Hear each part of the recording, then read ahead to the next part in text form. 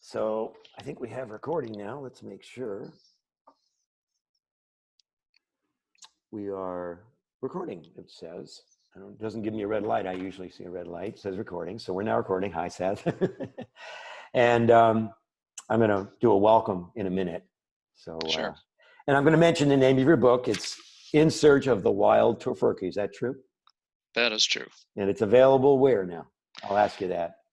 Amazon and everywhere, when indie booksellers also there's Okay. different ones online, but And if people aren't ordering online and not going out to bookstores, they can download it in some way? they can get the Kindle version on Great. Amazon. Yeah. All right, great. I haven't had a chance to see it. I'm in Peru right now. I haven't had a chance to see it yet. Yeah. Well, I think it's available worldwide with Amazon, so you can order it. But on Kindle or on another format? I think you can do both. Oh, okay, good. Hardcover and Kindle both. Okay, But I'm not sure on the Peru, but I know that people all over the world have been ordering it. So yeah. Oh, that's great. Okay, I'm sorry I didn't order it. I should have thought of that. No I worries. apologize. Okay, well, I'm going to start the formal interview. 5, 4, 3, 2, 1. Well, welcome to our Vegan Hero series interviews. And today we have Seth Tibbot from the famous, infamous Tofurkey Company. And when I say infamous, I mean for 35 years, it's been pushing the envelope in the vegan alternative food and alternative protein source. And it's been a great product for so many people I knew over the years. So I'm really honored and pleased to be talking with you today. Seth, welcome. Thank you.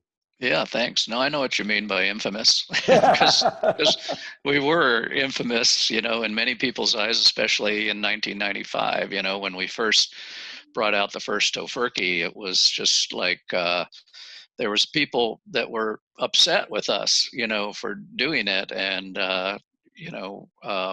they were like, people would call up and they say, do you know what I'm having for Thanksgiving? I'm having a whole damn cow. Like, I mean, why did people feel so threatened by Tofurkey? I'll never know, but they were, and there was, a lot of laughter and poking fun. And it's like Gandhi says, though, first they ignore you, then they laugh at you, then they fight you, then you win. So I guess we're in the fight stage now because we're fighting about, how to name plant-based foods, and that's one step from winning, by the way. So Yeah, we're looking good. we're gonna get to that. That's a great mention, and I have in my questions for our interview today. But I just want to back up with you for a moment in time, in case some of our listeners and viewers might not know the history that I was referring to so long ago.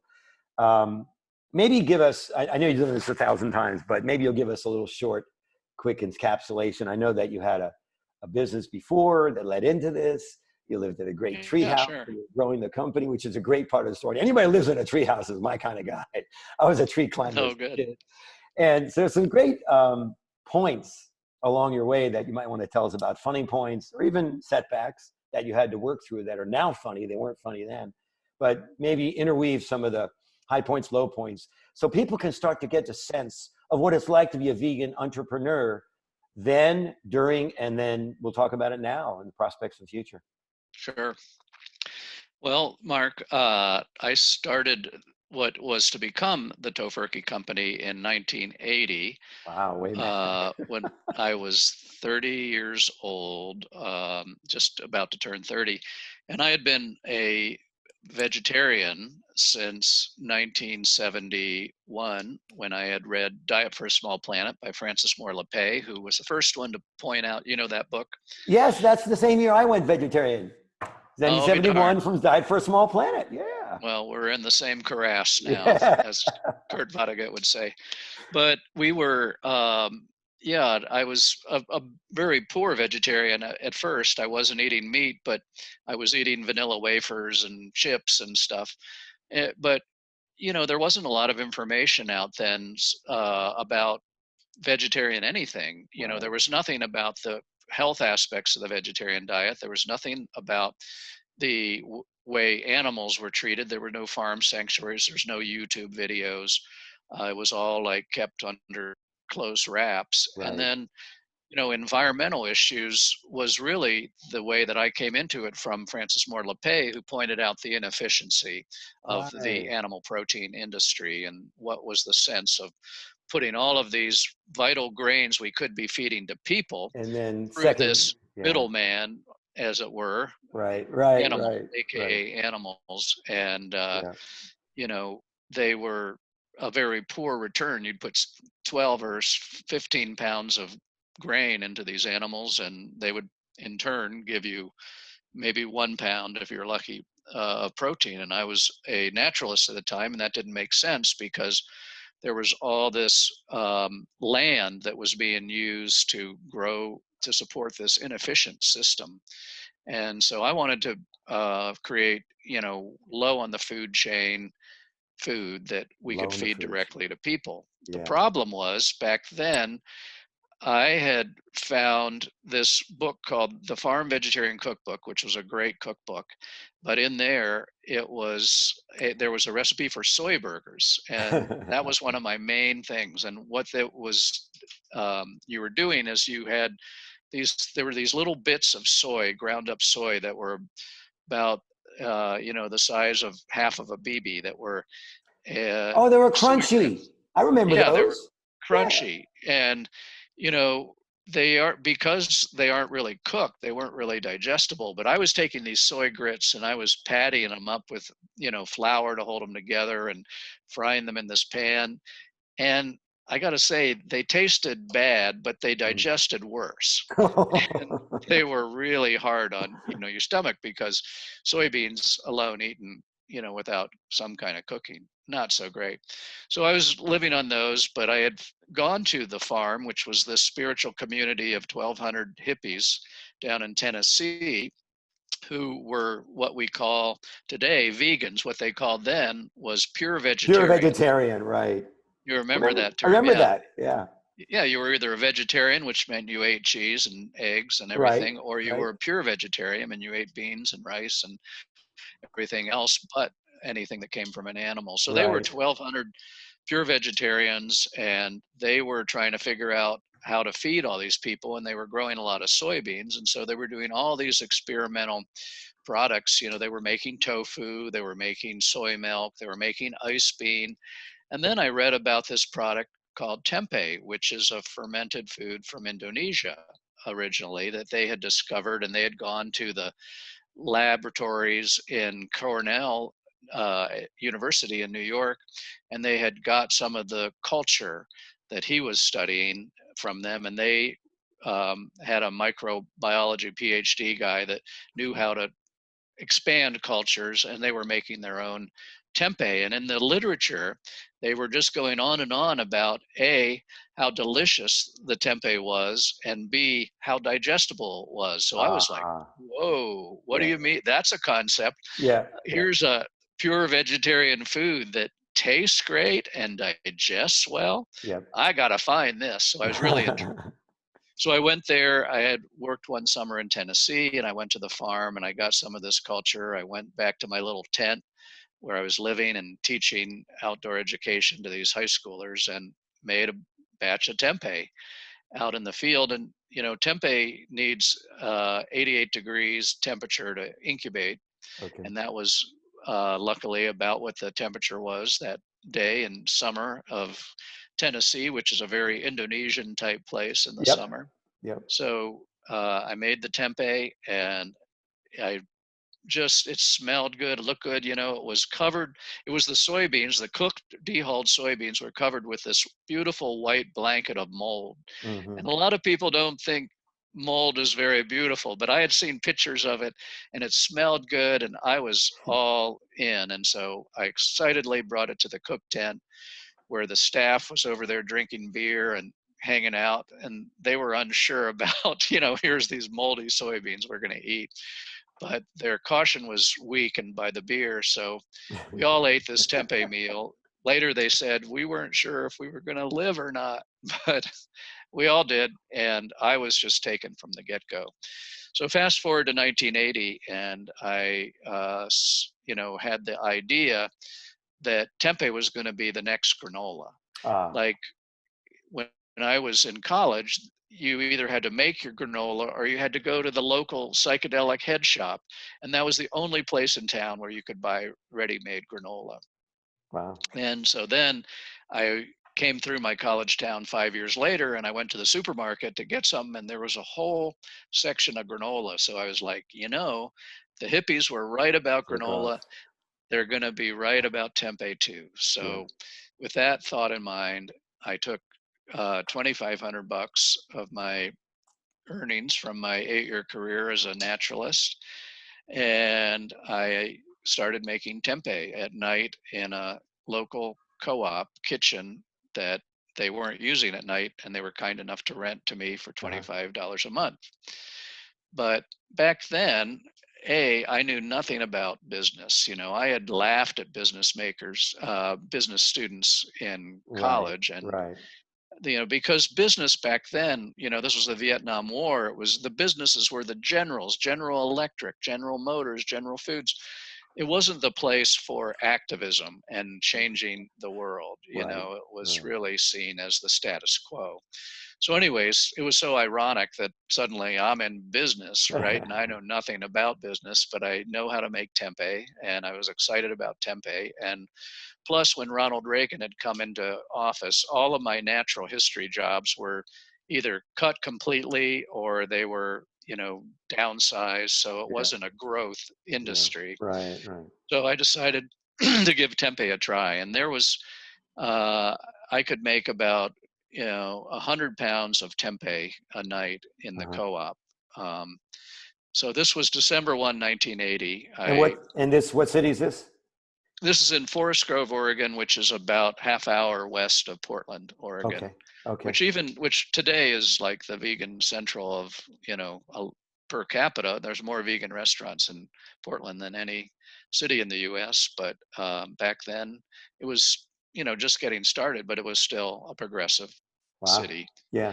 Um, but after signing up for business and being so excited, I went out to Christmas and I visited my Aunt Rosie in the Midwest in Minnesota. Uh-huh. And I was so excited, and I spent some time telling her all about what I was going to do. And I was going to sell moldy soybeans to the American public. And, I gave her my Francis Moore LePay speech about Right. inefficiency, blah, blah, blah. And at this one point, I always remember, she stopped me. She goes, Seth, stop. This is a terrible idea. And this is a meat eating country. It's always going to be a meat eating country. Nobody is going to want to buy your soybean product, let alone moldy soybeans. So please stop. And so she was very discouraging. But I was like, I'm going to give it a go anyways, as were others. I'm skeptical about that because back then, there was no, in the supermarkets, there was a plant-based, the channel was $0 and Right. 0 cents. There Right. was no tofu, there was no tempeh, there was no plant-based milks, no plant-based yogurts, cheese, nothing.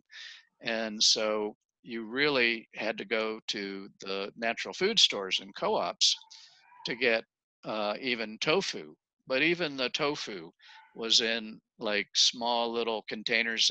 At the co-op I was making my tempeh in, they would bring in the tofu in these big 5-gallon white buckets of uh, tofu cakes floating in water. And then the volunteers would reach in there and they'd grab a cake of tofu and they'd put it in a Chinese restaurant takeaway box and they'd scribble on it tofu. I mean, that was the packaging. But people were just getting used to the idea of tofu, which actually had been in this country since 1905 when Oda Tofu, which is in Wow. Portland, opened the first tofu shop. Wow. Tempeh, on the other hand, was very new, and it was 1975 or 76 that the first commercial tempeh shop had opened up, and that was very small, and it was in Nebraska, and it didn't take hold. Surprise, surprise, the people of Nebraska, Nebraska. Yeah. which is a very conservative meat producing state, Right. weren't embracing of early tempeh. But that was, how I got started in it. And I was taking my 100 pounds of tempeh and delivering it around Portland for a couple of months, and that was really the start of the business. So that's such an interesting story because you started a business. You didn't have any training. You didn't think of yourself as a businessman. It wasn't a Right. popular identity for yourself, your tribe. But you pursued it because what would you say the main reason was? The efficiency model or the health model, or what was propelling you? Because Yeah. you talk I would about this say, in your book, I think, that you have to have drive, you have to have mission, you won't make it through the hard times. So yeah, I mean, yeah, it was definitely, a mission of bringing the low cost, I mean, low on the food chain. And it was low cost then. I was selling, a tempeh cake for, I think, 59 cents or something. wow. And, surprise, surprise, I was not making any money. Um, but it was that, and it was also the sense of right livelihood and taking care of myself, Okay. because honestly, when I was a naturalist, I was working a lot of times for the federal government, and there was always, people that would kind of look down on you, and they were going, "You're only alive because you're making, you're using my tax dollars to promote environmentalism," and I don't like that, and it was kind of like cool. The one thing I liked about being in business at that time was that you could say, you may think that what I'm doing is pretty weird, but you know what? You're not paying for it. It's just like I'm doing this on my own. So it was really trying to support myself on my own. And my goal was to make $1,000 a month and from my business. And that was about as far as I had got, because I had been living on, $200 or $300 a month for the whole uh, time I was in my 20s. So that was a lofty goal, Yeah. to make that much money. But I wasn't making it at first and for a long time. I mean, gradually I got a call a couple months after opening from a wholesaler that wanted 1,000 pounds of tempeh a week. Wow. Wow. And I was only making, at most 200 or 300 pounds. And so I was like, I got to find a bigger shop. Uh-huh. And so I went looking, and I went to Klickitat County, which is where I live now. It's about an hour and a half outside of Portland on the east end. Uh-huh. And I convinced the local farmers. It's really a beautiful. It's the size of Rhode Island, but it has 25,000 people and one stoplight in the whole Wow. county. Wow. And I convinced this school board, which was very conservative. Nobody knew what tempeh was in 1981, Uh-huh. not even in the hip natural food stores of Portland. And so Oh. here I was in this very conservative uh, county, trying to convince the school board of these orchardists and loggers. I was feeding them tempeh, and I wanted them to rent me their old school building, which was sitting vacant for 7 years. And you know, I cooked up the tempeh, and they were picking at it, but one of the women on the school board loved it, and she got excited, and she said, "I say we take this offer. Let's rent them the school for $150 a month." So I had this whole school building with this beautiful commercial kitchen, a full gym, and 4 classrooms, um, an hour and 15 minutes from Portland, for 150 a month. And that's where I worked out of for the first, really, um, 12 years. Wow. And all that time, the first 9 years, I made $31,000 total, Wow. in terms of take home pay. Yep. But the business was growing a little bit, and having that, the other part, there was two parts of the mission. There was the mission, the altruistic mission of, keeping getting low cost, low on the food chain proteins to Right. America. So that was Right. going great, and introducing people to this marvelous tempeh food. Yep. Um, but the other thing was just, supporting myself. And I, those two things, like were in concert were the reasons why I was able to stay in business that long. One was the mission was there when the money wasn't, and that's a very important thing. I think mission-based businesses have a greater chance of survival because one of the keys of staying in business is just becoming less stupid. The longer you stay in business, the less stupid you become. And, the more insight you have, and it's just like you're staying around, you're turning the key every day, and voila, at one point, if you're lucky, you have a tofurkey moment like myself. But staying in business and motivated is one of the other things. My other motivation, though, was here I was in this logger and orchard, you know, part of the world where I didn't have any other like options or, you know, skills that would be marketable in that climate. So the business worked because it had to work. And Hmm. that's an important thing too. I mean, it's just like, Sun Tzu in The Art of War says, you bring your army over and you burn the ships and they have to fight on, So I had burnt the ships and I was on death ground there, in terms financially. And and that was important because I've seen other businesses actually fail because they had other revenue streams or other options of they could do for more money, or they were getting job offer to do something, that they would be able to do and be more profitable. But yeah, if it had just been a money play after 4 or 5 years, I'd have been like, yeah, I'm failing, I'm a failure. But I didn't feel like a failure, so that was pretty good. But it was beginning to look in 1990 like old Aunt Rosie was right, and that, Ah.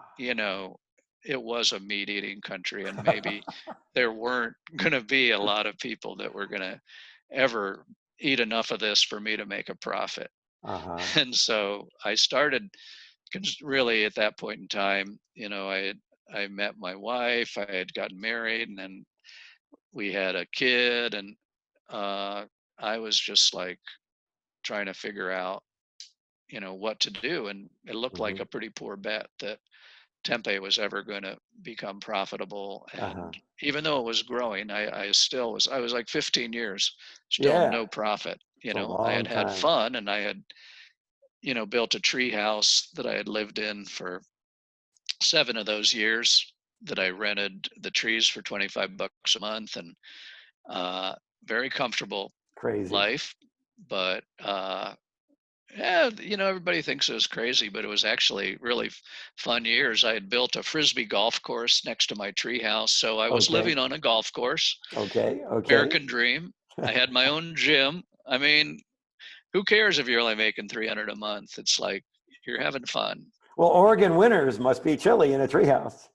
No, I had a wood stove actually that, Oh my would God. bake me out of the treehouse. I'd have to open Wow. windows on the coldest night. It was Oh. insulated, and you don't think of it. It wasn't really rickety. It was insulated and had running water, cold water, but running Ah. water. Okay. And yeah, had a little kitchen there with a camping propane oven and Okay. Nice. stovetop. So it was uh, it was all I needed. It was a tiny house, 200 square feet. So it was one of the first tiny houses, but it landed in a tree instead Instead of of the on ground. wheels, right? So the arc of this company has a before and then an after. And the Yeah, before is what you just told us about, it sounds like, where you weren't getting the kind of traction you thought would support your family. And then you had this aha moment and you made the right, shift. Is right. that where we're about at right now in the story? Yeah, I think so. And really, so I pivoted from tempeh to a total tempeh company to a tempeh slash tofurkey company, tempeh and tofu based.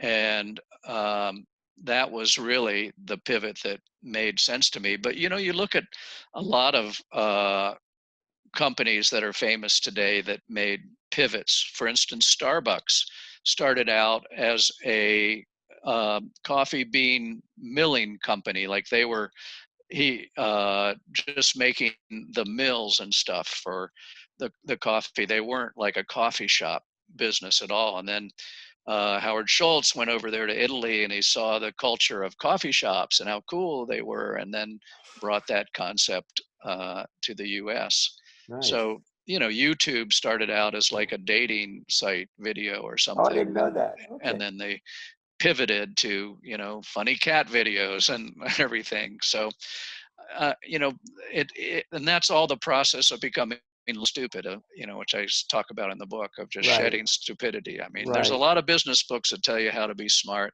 This one tells you how to be less stupid.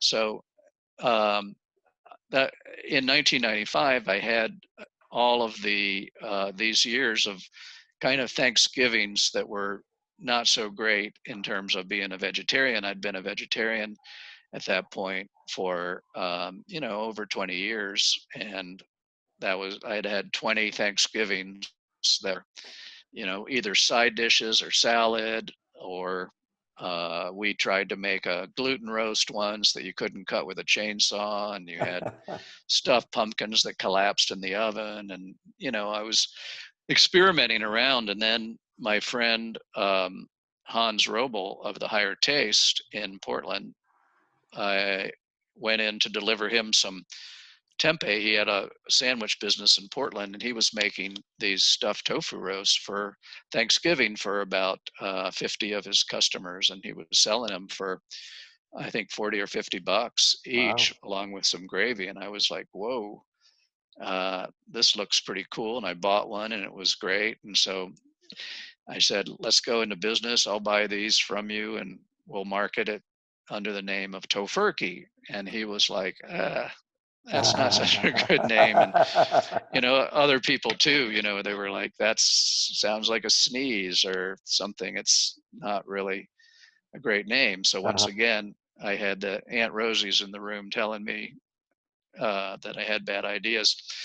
But I had seen Tofurkey sandwiches on the shelf in 1981 in Portland, and there was a local company making those, and I'd buy them from time to time when I was on my deliveries. And I called up that sandwich shop, and they said, nah, we stopped making those 10 years ago. Have at it. The name's stupid. Like, go ahead. You're stupid enough to do it, go for it. So I did.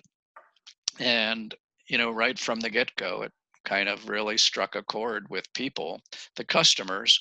Once you could convince the savvy store buyers that this product deserved a place on their shelf, the customers went crazy for it. And, we put little self-addressed stamp postcards in every Tofurkey box that first couple of years, Oh, just to okay. get feedback on what people would say. And that was really valuable. But, people from the start were like, oh my God, I've been waiting 20 years for this product. I'm not a second class citizen at Thanksgiving anymore. So there was this sense of like, we've arrived, vegetarians and pure vegetarians and unpure vegetarians both Right. have arrived, and we have Right. something cool to eat. And movie stars were dragging them onto the Tonight Show and Today Show. And the very same week, actually, that I introduced and sold the first Tofurkeys in 1995, the New Yorker ran this full page cartoon about, it was called Surrogate Tofu, Happy Surrogate Tofu Thanksgiving. And the whole cartoon was bashing tofu turkeys, which was really the sentiment back then, Right. to a large part of the country. But there was this other part of the country who hadn't been served like me, that was just going crazy. And they were driving, 80 miles to get their tofurkey and bring it back home for Thanksgiving. And they were paying ridiculous FedEx fees to have it FedExed in there before it was in stores everywhere. So it was just, it hit this chord in the culture too. Like sitcoms were talking about it. And, you know, X-Files had these crazy scenes with tofurkey. And every time it happened, something like that happened on TV and people laughed at it. Like the brand just grew bigger. Uh-huh. And because we didn't have any money to buy a TV commercial, we were still at that point just starting to not lose money. And lo and behold, 2 or 3 years after Tofurkey launched, we became profitable. Like, Yay. whoa, what a crazy thing. Yeah. So, but it really, I think, it was so high profile, and it brought into the conversation, meat alternatives, particularly at the holidays, because Thanksgiving in the US is really the time when everybody sits around and talks about food. It's the food holiday. What are you eating? What's your diet? Oh, I mean this, I'm a vegetarian, and so it was very topical, and it brought meat alternatives to the table, literally, and in a very high profile way. And um, I think sort of jump started the whole plant-based foods, at least in terms of meat alternatives movement, in a way that other products hadn't gone before. I think that you just said something which I've been through everything you're just talking about as a vegetarian and a vegan later. And I never quite understood what you just said. And it makes perfect sense to me now that because it was a quirky name and because writers would stick it into the sitcoms, it had this, you made it to the Tonight Show. Johnny Carson made a joke about you. You were in. It was like a meme before memes were in. Well, it Yeah. seems like that's what helped give Tofurkey some credibility and some conversation profile among Oh yeah. people that were curious maybe about their I know. diets and the families. And I remember being teased about Tofurkey being tasteless, or not Tofurkey, I'm sorry, tofu being tasteless. Yeah. And so if you sauteed it with something, it had taste, but without it, it was like Jello, people would say.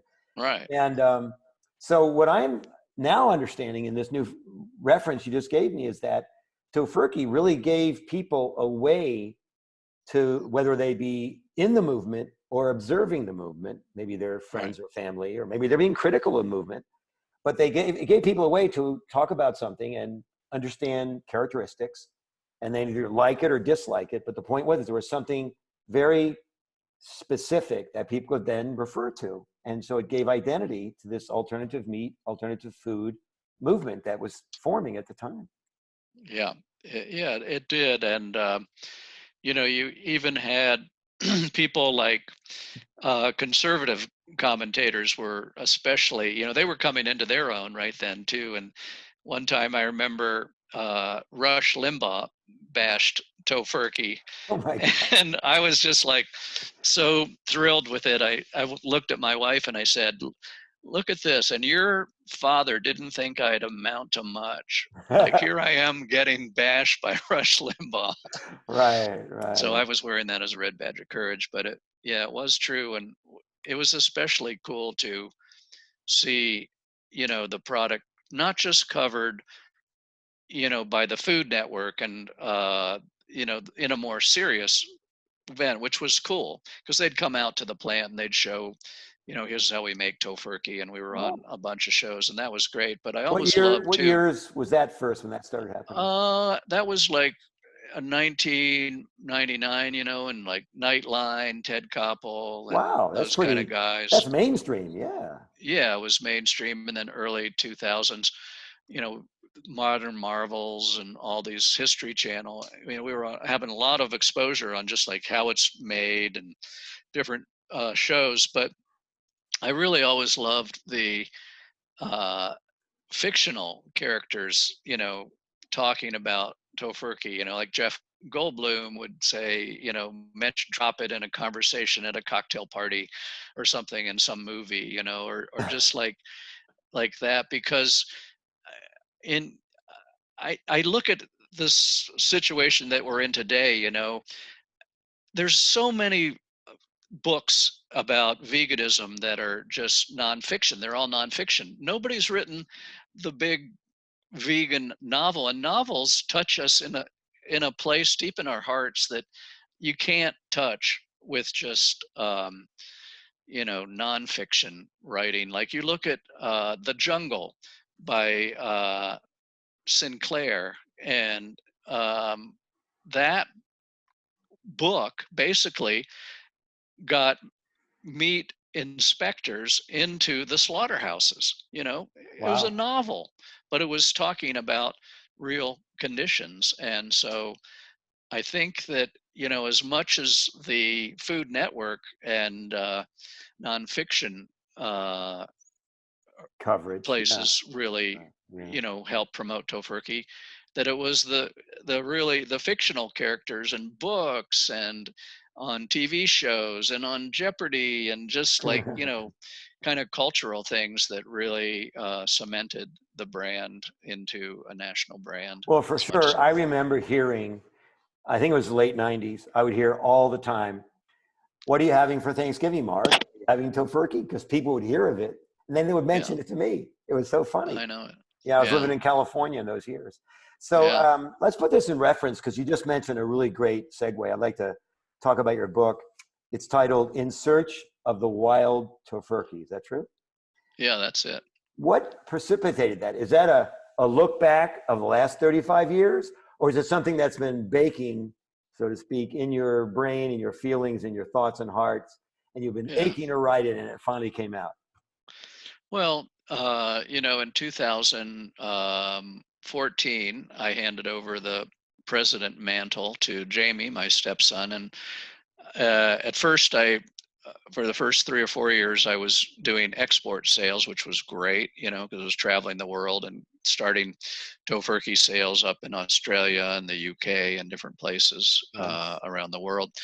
But then I sort of segued more into brand ambassador, so I go out and give talks at shows and festivals and different venues, and so I've embraced that role. And so what better way to tell the story of the brand, I felt like, uh, than this book. And especially now, there's millennials, there's people that were born in, like Tofurkey's older than a lot of the people that are eating it.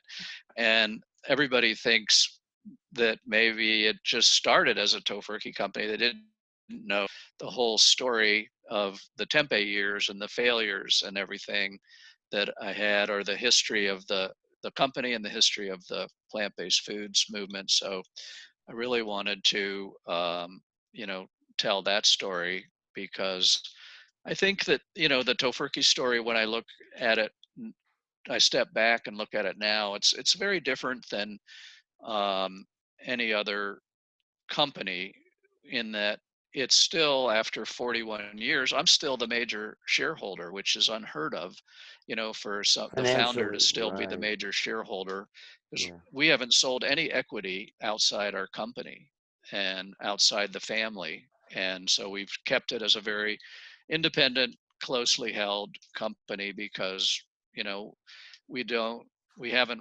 found a strategic partner that we felt like comfortable with. But partly it's just we didn't want anybody telling us what to do and what to give sure. money to and how to run our things, so our independence has been part of the uh, keyword. So, and now, and I get it. I like that there's investors. There wasn't, investors in 1980. The venture capital community was not really interested, well, in the plant-based foods, the non-existent plant-based foods sector at all at that time. And now, you do look at these companies that were starting out like I was starting out, and Yep. they've nicely gotten, here's funding for the startup phase. But that wasn't available. We didn't have like Kickstarter. We didn't have any crowdfunding things. I mean, I sold. This is how funny it is. I sold 27% of the Tofurkey company to my brother in 1990 for his $17,000 investment. I mean, that was when it was like 17, it was 27% of nothing, but, it turned out to be a pretty good investment Yep. for him. Yeah, But sounds. he was also, my early banker, and I had a revolving line of credit, so I didn't feel bad, you know. Um, but it was just funny because now I look at, maybe I could have, you know, crowdfunded $17,000 in a couple weeks or something. But it is good to see that there is this movement now. There's a lot of money looking for a home because plant-based foods are a jet stream right now. They're really, Right. uh, you know, a hot and happening category. This category of refrigerated meat alternatives in grocery stores in the U.S. Uh-huh. is now up. You know, I think 2 weeks ago I got this report. It was 128% up. Like, that's a crazy number for a supermarket, because if they grow 2% in a Yeah. year with all food, they're like thrilled. This is Yeah. good. If they see a category that's 5%, they're like, this is a hot category. It's growing over twice as fast as my regular stuff. I got to get more of this in. So Yeah. they're all scrambling to get more and more plant-based options in, which makes investment a much easier thing to get. But Right. you know, there's also still the bootstrapping way that we did, which was just growing on, you know, reinventing ourselves and reinvesting the profits and growing inch by inch, row by row. Although now is a very different time in the category, and if we were starting out now, we probably would be going about it differently, and we perhaps would be looking for strategic investment. And in the future for us, you know, I mean, our model may not be the one that we end up with, because the industry is growing so fast right now. But there's also the whole bigger picture of climate change and, you know, pandemics and animal. There's so many. We don't have as much time now. We never sat around in 1980 and said, you know, is the world going to be livable in 40 years? And, you know, are the ice caps going to melt? We didn't think like that. And now, you know, there's so many, we're sort of at this tipping point. So we really need to uh, get going on our diet change and uh, put that into hyperspace, because it's one of the keys, I feel like, to having a livable, sustainable future on the planet. So we don't have as much uh, time to row by row slowly grow things anymore. So having this investment community, I'm all for it. Yeah, it's so interesting that we've seen the tech sector become a huge investor base for alternative meat products. Two companies I think of right now, but there are probably others, are Beyond Meat and Impossible Foods. Yep. Both got big funding when they got started from big tech investors. It sort of makes sense because many of those tech investors looked outside their own industry to say, how can I make a difference? And as you said, plant-based foods are going to make a big difference in climate change. Right. Everybody agrees. So I want to get back to your book, because you cover some of this in the book. And what would be one funny story, if there was one? It could be a happy ending that started as a big problem you had to solve that you weren't laughing at then, but now it's funny.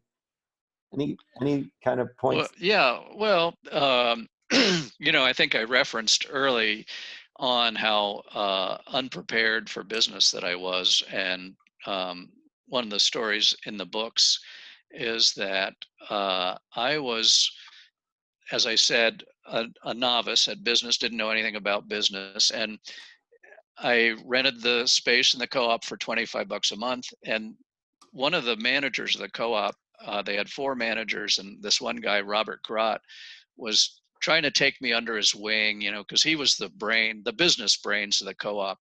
And he was trying to teach me about margin and markup and, you know, all the nuts and bolts that you need to know in order to run a business. And I was just like dense and, you know, trying to read Small Time Operator, this book that I couldn't read these business books, you know, that I should have known, and I should have done it, but I just couldn't grasp it because I'm more of a not the numbers guy, but more of a humanities guy, I guess. And, I was a Touchy-feely, tempeh as they maker. say. Yeah. Yeah, I was a tempeh maker and not a bean counter. And so he just kind of gave up, and he said, what you really should do is you should go down to Portland, and the Small Business Administration has these free classes in business that they Oh, give. that's And it interesting. wouldn't be bad for you to take one of these, and I was like, well, free is a price I can afford. So I'll go and give it a try. And so 2 weeks later, I went to this big hotel in Portland, and it was, I walked into this room, and there was like 100-ish entrepreneurs in there that were, all seated. And I was late, like I am for everything. And I took the only seat was like one of the ones up front. So I took the seat up front, and this guy comes out to start the meeting, and he's like a businessman, and he's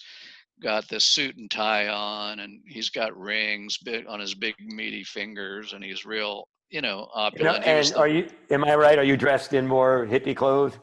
I was, yeah, I mean, that was the only clothes I had. I didn't have a tie, or anything. And I'm sitting up front, and he was a vice president of Louisiana Pacific, a big logging company in the Northwest, who would later pay like $1 billion settlement to their customers who found that a lot of their wood products were surprisingly friendly to mold themselves and anything. But anyways, he starts out and he goes, all right, you entrepreneurs, I got 2 questions to ask you. How many of you people are out here to save the world? And my hand went up, and I was like, yes, this guy gets it. I'm here. We're here to save the world, right? And I looked around, and I'm the only hand in the room that's gone Yep, up yep, like for yep. that. And then he goes, I thought so. How many of you are here to make money? And he goes, woohoo! Everybody's like goes crazy. And I go, oh shoot! I'm only in business school not 5 minutes, and I'm flunking out already. And it was just like a moment there.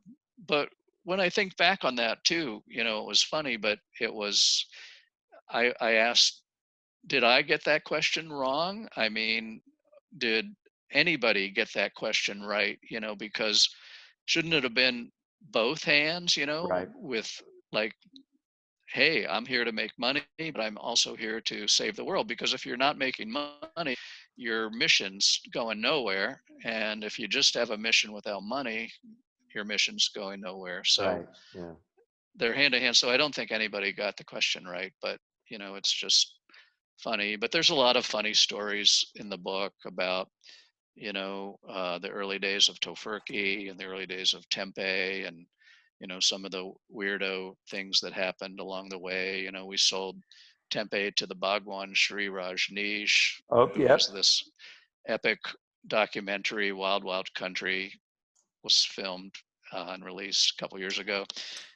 So we went through that, living in the tree. I rented the one of the classrooms in the school, to this traveling group of clowns at one point that were piano tuners, and they lived in the classroom and built clown props that they were always trying out on me, and you know gave the whole tempeh operation a light Fellini-esque kind of electric Kool-Aid acid test sort of vibe. And you know Now, what about partners? You didn't mention anything about working partners. And I would imagine all those years barely making financial ends meet, it could have been helpful to have a partner who was also doing the sweat equity you were doing. Did that ever come up? Did you ever try that?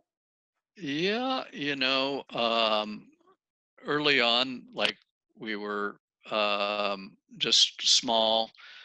I had definitely had good help, and from people that believed in it, but they were, they didn't have the business kind of skill, or the whole commitment to the business that I had. And, it was really, I'm an Aries, I guess. So I kind of, act alone. And I remember one thing I did read in the business book of Small Time Operator, is partnerships are, uh, can be very dangerous and can break up businesses, can break up friends, and that they're uh, like a marriage, only more so, is the way that I think that it was described in the book. And so, it was really kind of like needing to have, I think the business at that point needed to have a benevolent despot at some point, which I guess was how I was. But I was committed, and um, there was great people that have come and go. I mean, I've been very, in the process of writing this book. It's really been, part of it is just realizing the generosity of people that have really helped me along the way and helped the business along the way, and just having a lot of gratitude towards those people. And a lot of that too is, some of it is just employees who were working for the company at a time when the company really couldn't afford to pay much. So you just feel like a lot of gratitude for Did um, you did you feel mission, that they had a mission alignment with you? They were mission driven the way some you. did, yeah, some That's a did for nice sure. thing. That really you helps. know And then let's bring it into contemporary, because we're getting toward the end of our time here today. Um, One of the questions that I wanted to address is this opportunity that we all have today to accelerate the vegan economy. And the growth and the success of Tofurky is one great example that so many of us, I know you're a hero of mine, I've been a consumer of your products, and I've watched a successful vegan company last through the hard times to get to the point where it's now cresting and has an easier time than climbing a hill. So it's really inspiring, and it probably uh, led me, I would say, to starting this food venture that I'm currently in, about. And I think that it's really useful for any of us that have skills to bring them to the vegan economy. So, what would you say are some of the things that you're bringing, that you've gathered? You didn't start out as a business person with an MBA. You learned by doing, wrote School of Hard Knocks, let's just say. And then, what are some of those things that you think people starting out with vegan aspirations, they want to be in the vegan business world, they want to work, or they want to start a vegan business? Do you have any thoughts and ideas and sharing some coaching for them? yeah, sure. One of the things, like, I love now, working with small businesses, and also, the startup vegan businesses, but also, the nonprofit world as well. And I think what's unique about the vegan business space is that everybody from the small little, maybe cheese maker or tempeh maker that's selling their artisanal based products that they've been whipping up in their home kitchen or whatever, all the way up to Ethan Brown and Patrick Brown of Beyond and Impossible. Everybody has, like, the mission is baked into the DNA of the company. Yep. And all I've yet to find a vegan company that was only in it to make a quick buck. And so having that mission is like our vegan superpower, because, like I say, the mission keeps you in the game longer, and staying in the game is like one of the real keys to success, because it really is a long process. Even if you've been to the Wharton School of Business, and you've graduated with an MBA, there's still a lot of street smart stuff that you've got to learn, and that can only be learned by staying in business. And so, to the degree that missions keep you in the vegan, in any business, but especially the vegan business. I think that is one of the real keys, which, right now we want all vegan businesses to succeed because it's a huge job that it's a monumental job.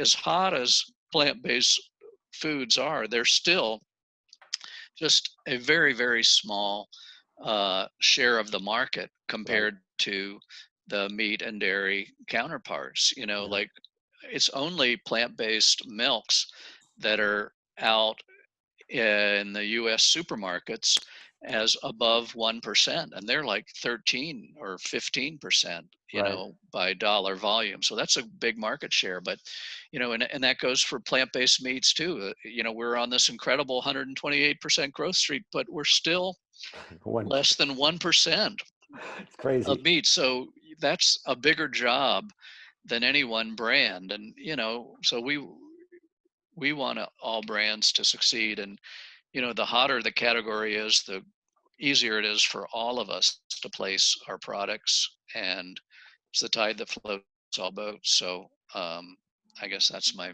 main thought I on love that. that. The rising tide lifts all boats. That's exactly the message that I've shared with some people.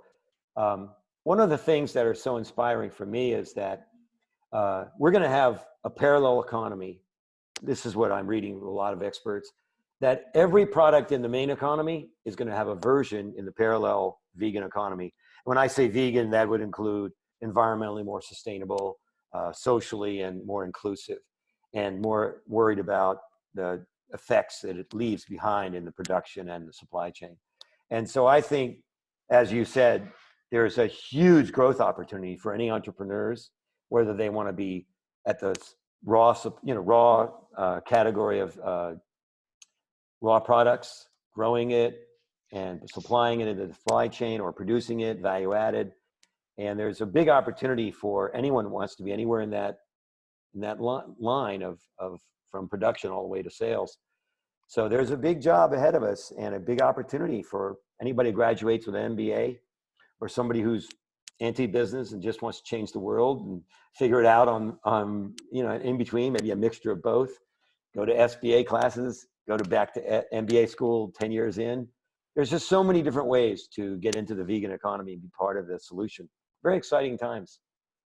Yeah, I know it. We're lucky to be living in exciting times, but the best days are ahead too. I mean, I think that the growth of the plant-based sector is going to be huge coming out Huge. of this pandemic, but also, just in the next 50 or 100 years, because it's more efficient, and as the taste and texture improves, you're going to see more and more people deciding, I can live with this, or I want this. I mean, uh, I just don't see how, if you look through history, everything from, the horse and buggy going into cars. Why did that happen? Well, there was an efficiency there.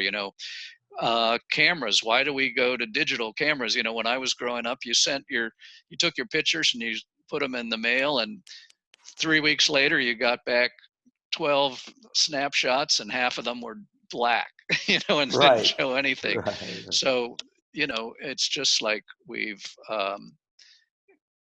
looked at the efficiency, where there's efficiency and there's a way for people to make money because of this efficiency. It just about always does it.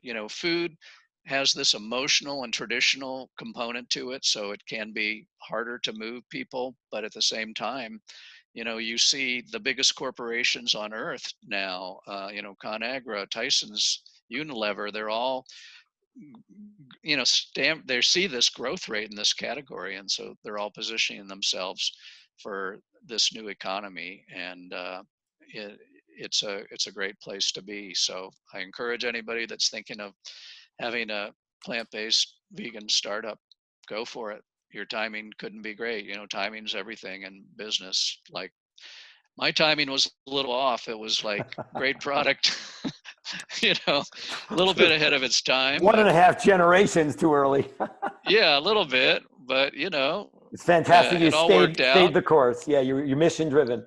One more thing before we finish, Seth. Thanks for your time today, and I want to repeat the name of your book because I think people will enjoy it. And it's available. Why don't you tell us where it's available? It's called "The In Search of the Wild Tofurkey." Tell us where it's available. Worldwide on Amazon, but also on many indie booksellers and in your local bookstore, wherever fine books are sold, or on the shelf right below the fine books. But it's in there. But it's there's a paperback and there's a hardcover and there's digital format. No paperback yet, but there is a hardcover and there's a Kindle, a digital form, Kindle. and you can access that, yeah, on Amazon.com and search the Wild Tofurkey, or you can go to tofurkey.com/book and read all about it, and then you can order right from that website. Perfect. Tofurkey.com. That's TOFURKY.com. Thank you. Yeah, that's great. Well, one more thing I want to ask. I always ask a last question at the end regarding the idea that we were discussing earlier at the beginning before we started recording. How do you view this idea for a vegan investing channel? What do you like about it? What do you hope will come out of it? And will you participate in it? Yeah, I like the idea of, a vegan investment channel, especially if it includes um, the startup company, because a lot of times what I see is businesses, need startup money, and that can be the hardest to That's get the hardest. because Yeah. you don't have a track record. I mean, I know several businesses now that, are looking for pure startup money to get going, but they're struggling to get that because they're, and people are saying, well, when you get to 1 million or 2 million, Right. then When there's call no me risk, when and you we'll don't put really it, need it. yeah. And, for me, I mean, it took me, God, 15 years or more to get to, $1 million in sales. And they say that getting to $1 million is the hardest growth that you'll do. After you hit 1 million, it becomes a lot easier to get to 2 million and then beyond and everything. So to the extent that it does that, I'm really excited about it. And I'm really excited, about uh, finding ways for people that have money to invest it in righteous causes that aren't like, cigarettes or alcohol or oil or, killing industries. Um, so I think it's brilliant. Great. Thank you. Okay. Well, it was really a pleasure.